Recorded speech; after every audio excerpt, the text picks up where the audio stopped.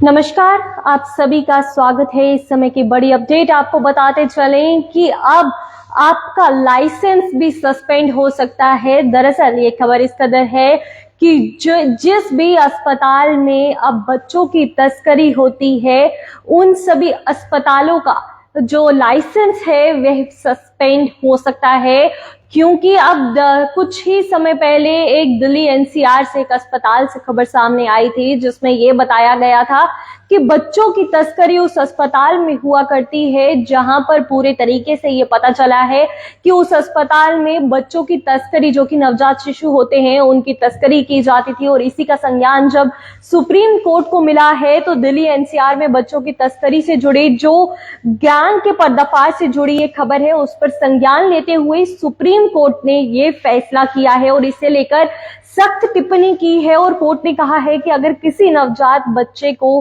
Hospital से चुराया जाता है, तो सबसे पहला काम ये होना चाहिए कि उस अस्पताल का लाइसेंस सस्पेंड किया जाए। कोर्ट ने यूपी के बच्चों की तस्करी के मामले में एक आदेश सुनाते हुए दिल्ली के इस गैंग को पकड़े जाने की जो घटना है उसका जिक्र किया है और कहा है कि ऐसी जो भी गैंग है जो बच्चों को तस्कर करती है या बच्चों की तस्करी जिस अस्पताल में की जाती है, उस गैंग का पर्दाफाश किया जा सके और उस जो भी गैंग है उसके खिलाफ कड़ी से कड़ी कार्रवाई की जाए। और आपको बता दें कि कोर्ट ने दिल्ली पुलिस से इस बारे में रिपोर्ट तलब की है और दिल्ली पुलिस से पूछा है कि दिल्ली के अंदर और बाहर जो भी इस तरह की तस्करी की जाती है, उसे उस जैसी गैंग से निपटने के लिए उसकी ओर से क्या कदम लिए जा रहे हैं और क्या कड़े सख्त कदम उठाए जा रहे हैं कि ऐसे गैंग्स को पकड़ा जाए जो बच्चों की तस्करी करते हैं। क्योंकि ये आजकल काफी बढ़ चुका है कि बच्चों की तस्करी कई सारे अस्पतालों में की जाती है। कई सारे लोग जो हैं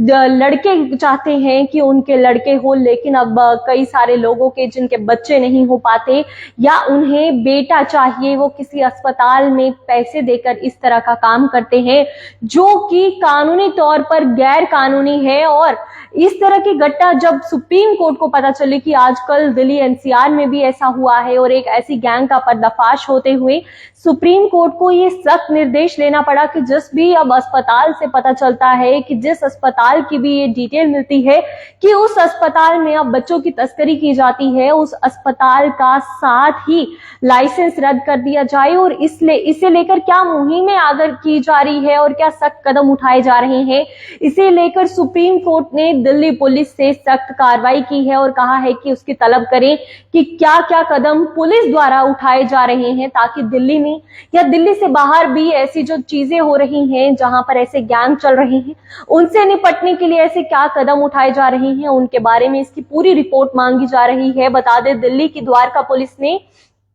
8 अप्रैल को एक मानव तस्करी गैंग का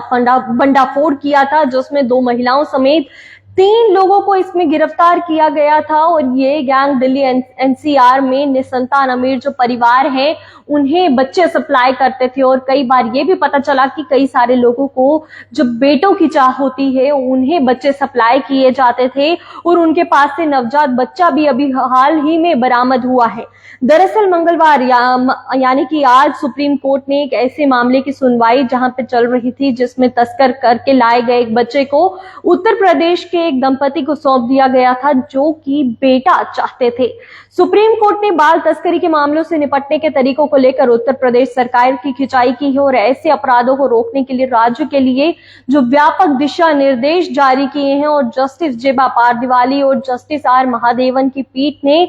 सख्त क्रियान्वयन का निर्देश देते हुए जो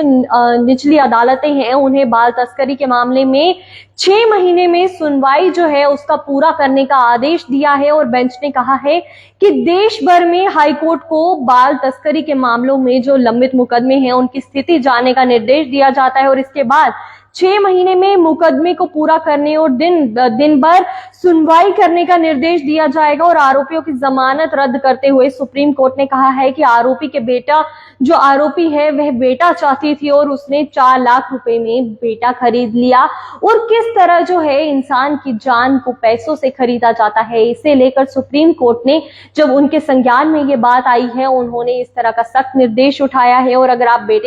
सुप्रीम कोर्ट ने कहा है कि अगर आप बेटे की चाहत रखते हैं तो आप तस्करी किए गए बच्चों को नहीं खरीद सकते, क्योंकि वह जानता था कि बच्चा चोरी हुआ है और सुप्रीम कोर्ट ने इस मामले से निपटने के लिए यूपी सरकार और इलाहाबाद हाई कोर्ट के रवैये पर नाराजगी भी जाहिर की है। और कोर्ट ने कहा है कि हाई कोर्ट ने जमानत अर्जियों को गंभीरता से नहीं लिया, जिसके चलते बहुत से आरोपी इस दौरान फरार भी हो गए हैं और ऐसे